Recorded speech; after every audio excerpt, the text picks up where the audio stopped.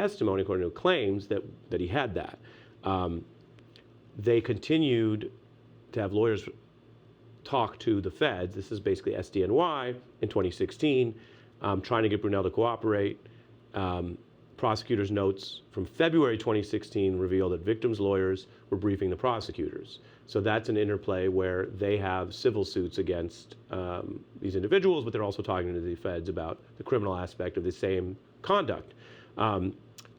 Brunel's lawyer says, quote, his client has photographic evidence. According to the notes, Brunel doesn't want to implicate himself.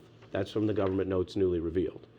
This article goes on to note that after the effort to get Brunel to testify failed, Epstein continued luring victims, as we know. When Epstein was found dead in his jail cell in 2019, Brunel went into hiding. French authorities then, as I mentioned, picked him up.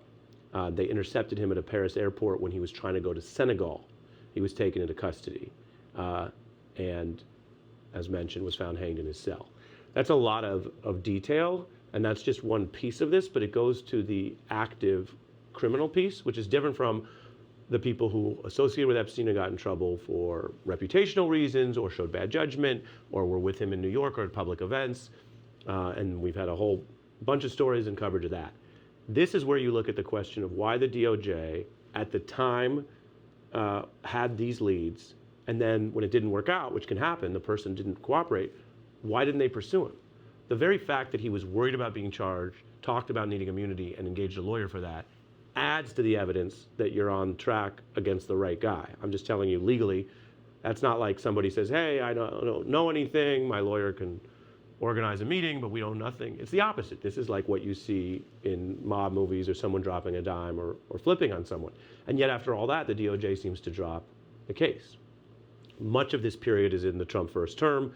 We know the list of associates that I mentioned of suspected co-conspirators included Maxwell, who was later charged, Brunel, who wasn't, and questions about Trump's lawyer and accountant, one of whom is going to be subpoenaed and has been subpoenaed, but is going to testify to Congress.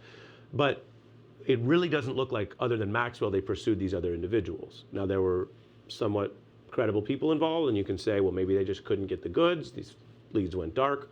But given what we know now, particularly someone willing to cooperate at one point in time, and the voluminous records in the emails and files, it doesn't add up.